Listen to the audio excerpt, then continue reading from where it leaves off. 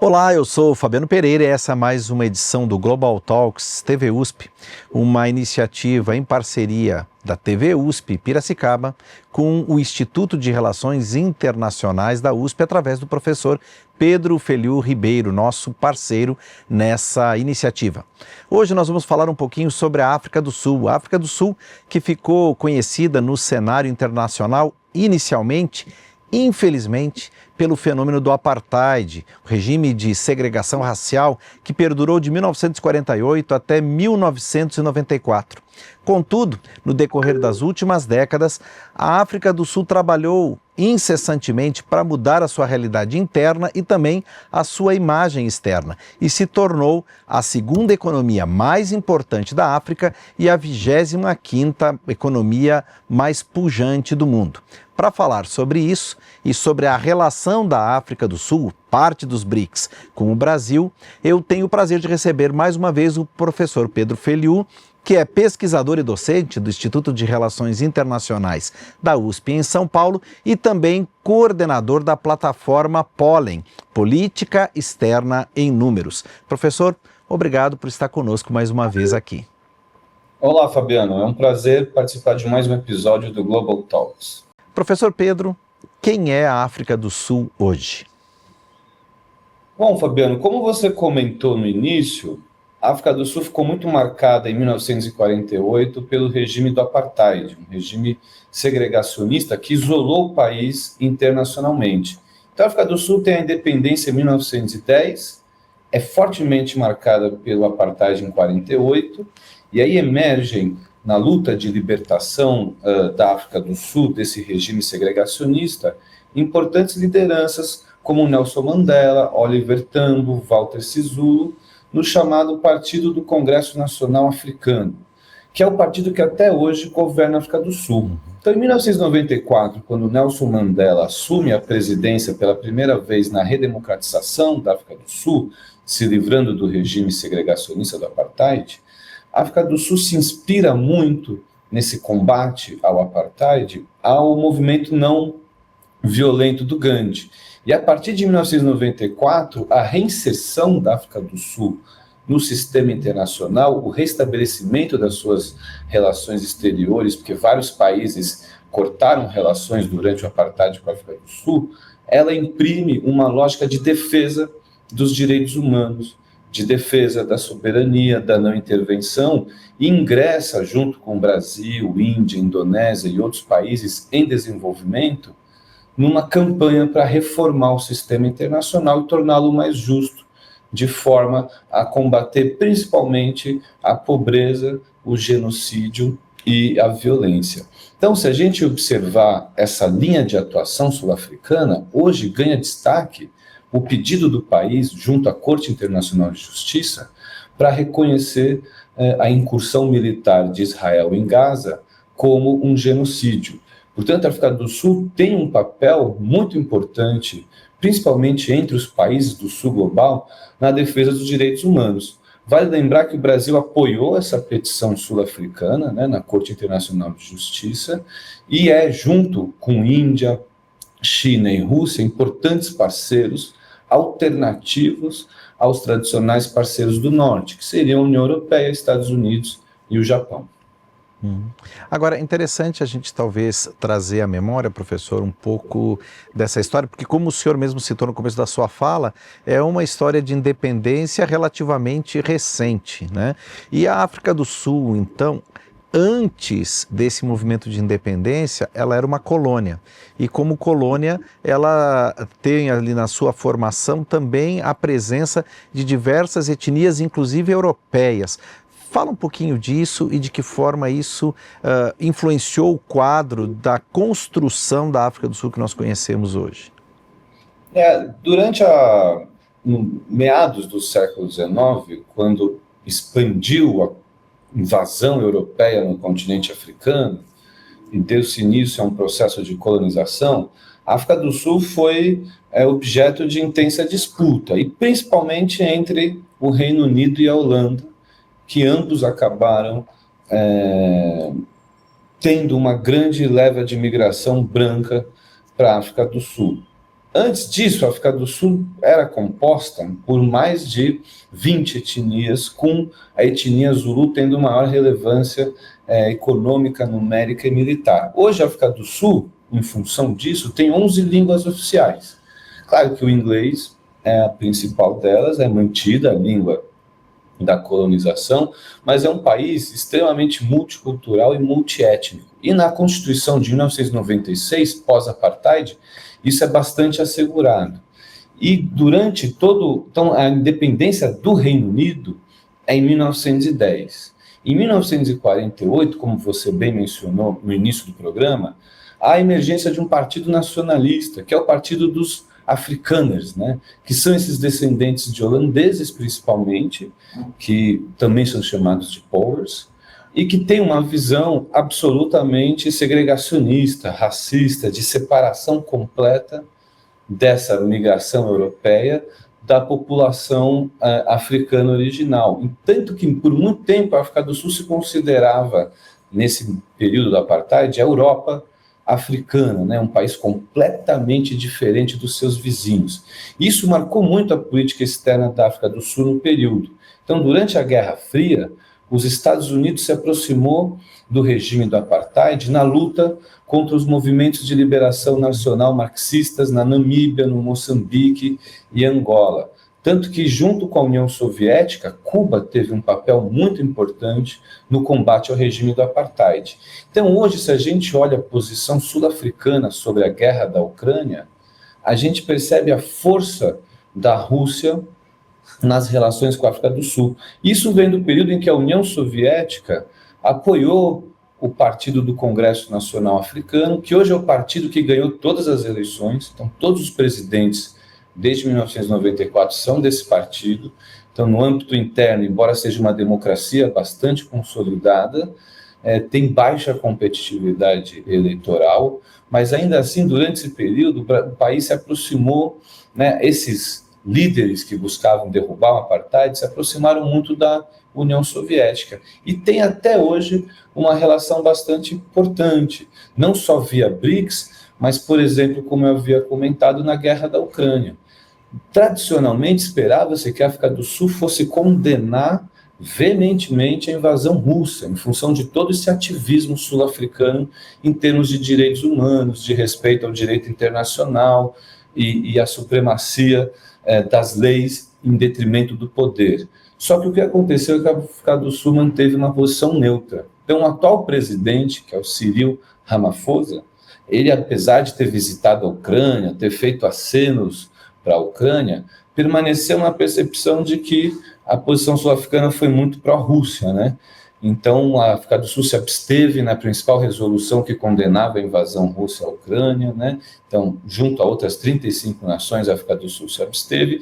Isso gerou bastante conturbação no âmbito doméstico, em que a oposição ao Partido do Congresso Nacional Africano começou a mobilizar esse posicionamento em política externa como um desvio nessa conduta, nesse esforço enorme que a África do Sul fez pós-94 para reconstituir a imagem do país. Então, também é importante salientar que a África do Sul é um caso muito bem sucedido de reconstrução da sua imagem internacional. Caso semelhante fez a Alemanha pós-1945, né? Todo um esforço de diplomacia pública para reconstruir a imagem combalida do país. Isso também é o caso da África do Sul. Então, revertendo aquela política do apartheid, em que a África do Sul chegou a invadir a Namíbia para impedir que a SWAPO, que era um movimento de libertação nacional marxista, que acabou conseguindo lograr a independência do país, tivesse sucesso para combater o comunismo. Então, dessa atividade hostil que gerou bastante inimizades com a Nigéria na época, a África do Sul muda a partir de 94 para uma ampla cooperação no âmbito regional. A África do Sul é uma importante liderança regional, principalmente na África Austral. Ela tem participações muito importantes, não só na área econômica, mas também na segurança internacional da região, e é para o Brasil uma importantíssima plataforma de expansão da sua influência no continente africano.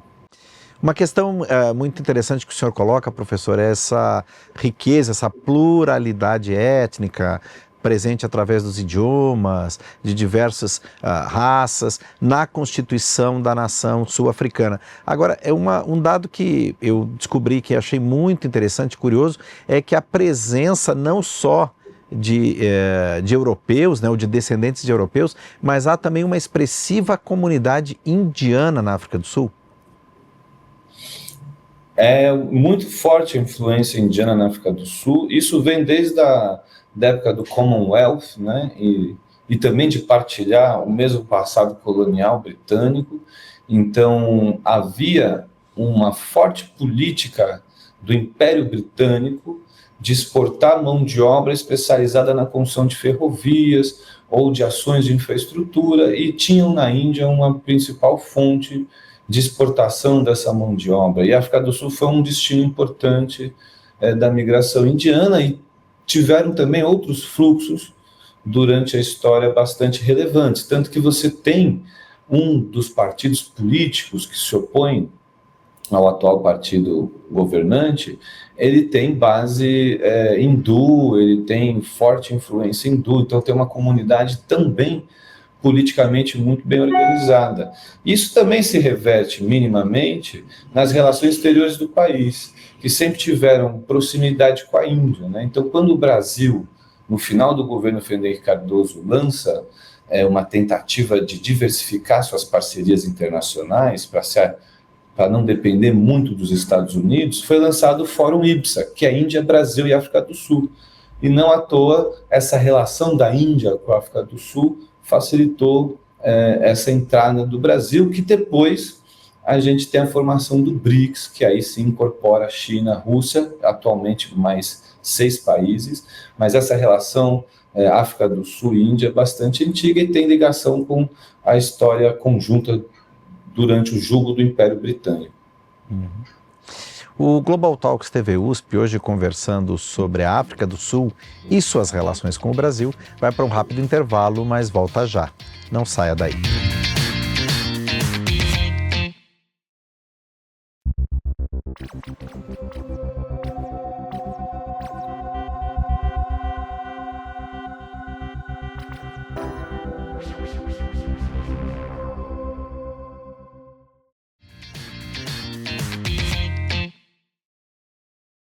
O Global Talks TV USP está de volta e hoje eu converso com o professor Pedro Feliu sobre a África do Sul.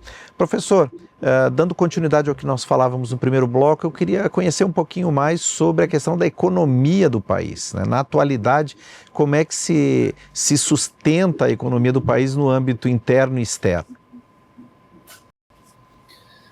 Olha, a África do Sul é a principal economia do continente, né? Junto com a Nigéria, com o Egito, figuram entre os principais, os maiores PIBs, mercados consumidores significativos. Tradicionalmente, a África do Sul tem um comércio mais aberto que o Brasil. Então, por exemplo, na relação bilateral entre ambos os países, o Brasil é superavitário e tem uma corrente bastante significativa, mais de 2 bilhões de dólares de comércio entre ambos os países, e o Brasil exporta para a África do Sul bens manufaturados. Então, dos poucos países fora do Mercosul que importa do Brasil automóveis, por exemplo. Ele tem uma relevância bastante significativa. Agora, a economia sul-africana ela é muito baseada na exploração mineral, eles têm multinacionais muito grandes nessa área, de âmbito global, de grande atuação em distintos países. É um país que tem indústria, tem desenvolvimento tecnológico e, principalmente, por exemplo, no caso do Brasil, ele é um grande importador dos fertilizantes sul-africanos. Então, tem uma indústria química também bastante relevante. Claro que o Brasil também exporta commodities agrícolas para a África do Sul, mas é um grande parceiro e também, diferentemente de boa parte da África Austral, a África do Sul é uma fonte de investimento externo direto. Então, ela tem grandes empresas também no setor de serviços, é um país que conta com uma exportação de capital bastante significativa, e o Brasil é um beneficiário disso, né? Então, para a gente ter uma noção, em 2022, o último dado que está disponível no Banco Central, A África do Sul passou em um ano, né, nos últimos 2 anos, de 2 bilhões de investimento externo direto para 7 bilhões. Para ter uma noção, o segundo maior investidor no Brasil do continente africano é Angola, que tem aproximadamente 76 milhões de dólares investidos. Então a diferença é brutal. Então, do ponto de vista econômico, a África do Sul tem uma economia diversificada, dinâmica e bem mais aberta que a brasileira. Então, por exemplo, o Mercosul tem um acordo com a União Aduaneira da África Austral, que é um bloco regional comandado pela África do Sul, que tem a liderança sul-africana e tem a participação de mais de 7 países da África Austral. Esse bloco, quando ele negocia com a União Europeia, ele negocia a tarifas médias de 2%, 2,5%, com outros blocos europeus como o EFTA, são muito baixas as tarifas, e principalmente para os parceiros africanos, isso é uma política importante da África do Sul, eles zeram as tarifas de importação para boa parte dos produtos dos parceiros da África Austral. Então, nesse sentido, é difícil para o Brasil competir em alguns nichos, porque a África do Sul tem uma economia bem mais aberta que a brasileira. Ainda assim, esse acordo de complementação econômica da União Aduaneira da África Austral com o Mercosul permitiu que o Brasil ganhasse algum mercado automobilístico no país. Então, é muito relevante para a diversificação da pauta exportadora brasileira, principalmente fugir da reprimarização, que significa o Brasil voltar a exportar mais bens primários do que bens manufaturados. A África do Sul tem um papel relevante que pode impulsionar no Brasil, por exemplo, a sua produção industrial. Então, é um país de uma economia bastante importante, tem universidades de ponta, então, em termos de intercâmbio também educacional, é um país que tem muito a oferecer, e ele se destaca, de fato, como uma liderança regional e, principalmente, uma plataforma para você aumentar a sua influência nos demais países da África Austral. Perfeito. Agora, qual é o efeito interno, quando nós falamos de impacto social, dessa postura de economia mais aberta, professor? Como é que isso impacta na vida da população da África do Sul? Qual é a realidade social, inclusive se nós compararmos ao Brasil? A África do Sul, nesse sentido, apresenta enormes dificuldades e enormes desafios a serem superados. E aí tem características que se assemelham um pouco com os demais países do sul global. Então, tem um IDH relativamente médio, baixo, né? Então, é aquele país, assim como o Brasil, que tem um PIB e uma produção mais significativa e rica do que a sua própria população. Então, tem seríssimos problemas de distribuição de renda. Então, tem muita coisa parecida, eu diria, com o Brasil nesse sentido. Recentemente, a África do Sul lançou um programa que buscava redistribuir as terras, né? Então, sempre foi, principalmente por tantos anos de apartheid, muito concentrada as terras numa minoria branca.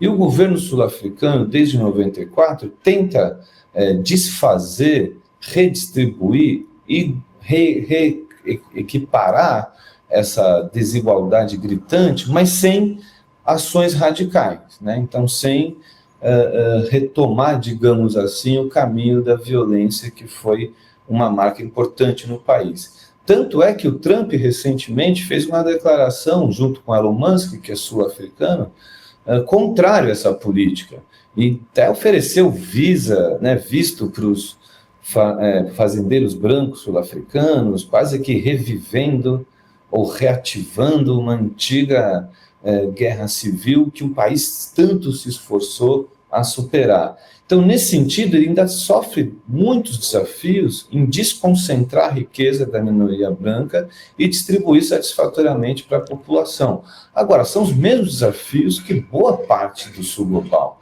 Índia, Brasil, Nigéria, Turquia, Indonésia, são todos países que enfrentam problemas semelhantes. Há algumas especificidades, alguns problemas de saúde pública, entre outros, que na África do Sul podem ser considerados mais sérios do que em alguns outros países que eu mencionei. Mas ainda assim ele tem uma situação muito semelhante de um país em desenvolvimento. Agora, o efeito do comércio mais aberto na pobreza aí seria uma questão um pouco mais difícil de concluir e de estimar. Então, eu não faria uma relação direta, né? Porque muitos países menos abertos também enfrentam os mesmos problemas. O fato é que a África do Sul, nesse sentido, junto com o Brasil e com a Índia, tenta aumentar sua capacidade decisória no âmbito internacional, de modo a promover o desenvolvimento econômico desses países que já foram chamados de países do terceiro mundo ou de movimento não alinhado. E que hoje recebem outro título, né, de economias em desenvolvimento, não é isso? Economias em desenvolvimento ou até sul global também, são todos sinônimos que partem da Conferência de Bandung de 1955, do movimento não alinhado. Então, não quero nem capitalismo nem comunismo. Eu preciso superar a pobreza, preciso acabar com a colonização. Então, essas eram as pautas desses países que a África do Sul, pós-apartheid, abraçou integralmente e virou uma importante referência, junto com o Brasil, Índia, China, é uma das lideranças do sul global. Perfeito. Professor, eu sei que essa é uma pergunta que do ponto de vista da diplomacia é até indelicada, mas vou fazer ainda assim para uma análise do senhor enquanto especialista do ponto de vista de relações internacionais. Dentro dessas relações dos BRICS, qual a escala da importância da África do Sul para o Brasil, das relações com a África do Sul para o Brasil? Olha, como eu havia mencionado antes, o movimento de juntar esses países começa com o Brasil, Índia e África do Sul. Então ela já teria essa primeira relevância como um parceiro original. É verdade que ela foi incorporada ao BRICS depois, né? Então começou com os 4 parceiros, Rússia, Índia, Brasil e China, e logo depois a África do Sul é convidada e formam os 5 países, digamos assim, membros fundadores, né? Era muito difícil tirar a África do Sul dessa conta. Então, assim, do ponto de vista econômico, se o volume de comércio chinês é absurdamente maior do que o com a África do Sul, como eu mencionei antes, o da África do Sul tem bens industriais, que na China não tem. O mesmo vale para a Rússia. A gente exporta poucos bens industriais para a Rússia e também para a Índia. Agora, a África do Sul, nesse sentido, é uma exceção. E do ponto de vista do apoio diplomático que Pretória oferece a Brasília, ele é bastante uniforme e bastante fiel. Então, a África do Sul costuma apoiar as indicações brasileiras nas organizações internacionais, a África do Sul apoia a reforma do Conselho de Segurança da ONU, e nessa lógica de construir lideranças regionais, o Brasil na América do Sul, a Índia na Ásia e na Ásia Central, né, no Sudeste Asiático, e a África do Sul no continente africano, eu acho que ela tem uma relevância bastante significativa. É comum viagens presidenciais, né, entre ambos os países, Brasil e África do Sul. Então, além do IPSA e do BRICS, a África do Sul também coopera com o Brasil na questão do clima, formando a coalizão dos países que se chama BASIC. No G20 financeiro e no G20 comercial, a África do Sul também é presente e tende a fazer declarações conjuntas com o Brasil. Então, do ponto de vista diplomático, ele é um país extremamente relevante na ótica de diversificação das parcerias brasileiras. Agora, é claro que a África do Sul será suficiente para dar grandes saltos na economia ou na diplomacia brasileira? Não. Mas, sem dúvida, ela faz parte dessa estratégia de reforma do sistema internacional, de trazer um pouco mais de justiça em termos do processo decisório nas organizações internacionais, e ela apoia o financiamento das florestas pelos países envolvidos, apoia o Brasil em distintos âmbitos. Então, eu diria que, diplomaticamente, é um país que ganhou muita relevância nos anos 2000 para cá. E, economicamente, ele tem esse papel que não pode ser desprezado. Perfeito. Professor, eu quero aproveitar a oportunidade da nossa conversa e vou mudar um pouquinho de assunto, mas no começo, quando eu falo dessa iniciativa, né, do Global Talks, eu cito o Pollen, que é a plataforma política externa em números. E eu queria que o senhor falasse um pouquinho disso agora, né? O que é essa iniciativa, como é que ela se configura, né, e quais são os objetivos dessa plataforma? Ah, legal, Fabiano. O objetivo principal do Pólen, do Política Externa em Números, é, além de ofertar dados quantitativos sobre a política externa brasileira, é propiciar e desenvolver uma agenda de avaliação da política externa brasileira. Então, enquanto políticas como de saúde, educação, têm métricas definidas, têm programas de avaliação muito bem estabelecidos que auxiliam a aprimorar as políticas públicas. Então, no caso da saúde, o DataSUS é um exemplo inovador que traz muitos avanços na qualidade e na eficiência da alocação de recursos. A política externa continua uma caixa preta, né? Uhum. A gente sabe pouco, embora o Brasil ofereça dados, transparência, a gente sabe muito pouco. Então, quantos diplomatas a gente manda para Paris ou para Luanda? Quanto que a gente gasta em um país ou em outro? Como seria a melhor forma de distribuir a nossa rede diplomática? Como seria estratégias para mensurar cada embaixada e o quanto que cada embaixada traz ano a ano de benefícios ao país? Então, a ideia do Pólen, do Política Externa em Números, é propiciar instrumentos empíricos para avançar uma agenda de avaliação da política externa brasileira, de modo a buscar soluções, ou pelo menos sugestões, de otimização da distribuição dos recursos nacionais na inserção internacional do país. E é uma plataforma aberta, né, professor? Tem acesso disponível para qualquer interessado, pesquisador, estudante. Exato, 100% aberta, está tudo muito facilitado. Tem até uma página que chama o Pólen Interativo, que facilita ainda mais o filtro dos dados, a produção de gráficos, a exportação em planilhas. Então, é tudo aberto, disponível para toda a comunidade interessada na política externa e principalmente também para as pesquisadoras e pesquisadores usarem esses dados para avançar essa agenda importante de melhoria da nossa política externa, que é avaliar os resultados e a eficiência dos nossos gastos no exterior. E essa, na verdade, é uma iniciativa que está sob coordenação do senhor, mas que conta, né, com a participação de outros pesquisadores, tem apoio da FAPESP. Fala um pouco disso, professor. Exatamente, é um projeto de auxílio à pesquisa financiado pela FAPESP, com o apoio da Universidade de São Paulo e do Instituto de Relações Internacionais. E eu conto na equipe com pesquisadores do Uruguai, do Chile, da Inglaterra, de universidades brasileiras como a Federal da Paraíba, a Federal do Tocantins, além de vários estudantes de pós-graduação e graduação, não só da USP, mas também de instituições fora do estado de São Paulo. E, portanto, é uma parceria que se faz no âmbito da FAPESP, do IRI e da USP, mas que tem uma rede internacional de colaboração que visa, posteriormente, expandir essa prática de coleta e sistematização de dados para avaliação para outros países, podendo também propiciar comparação entre o desempenho, por exemplo, de chancelarias. Perfeito, professor. Para você que nos assiste, que tem interesse em saber mais, você confere aqui no rodapé da página os dados para acesso à plataforma. Professor Pedro, mais uma vez, obrigado pela parceria, obrigado pela participação e nós nos encontramos no próximo Global Talks.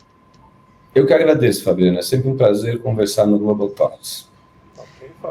Nós agradecemos também a você que nos acompanhou em mais essa edição do programa, lembrando que sua participação é muito importante, então envie suas dúvidas, críticas, sugestões e comentários através dos nossos perfis nas redes sociais. Lembrando que essa é uma iniciativa da TV USP Piracicaba, ligada à Divisão de Comunicação da Escola Superior de Agricultura Luiz de Queiroz, a ESALC, aqui no campus da USP em Piracicaba. Nós nos encontramos na próxima edição. Um grande abraço e até lá. Tchau!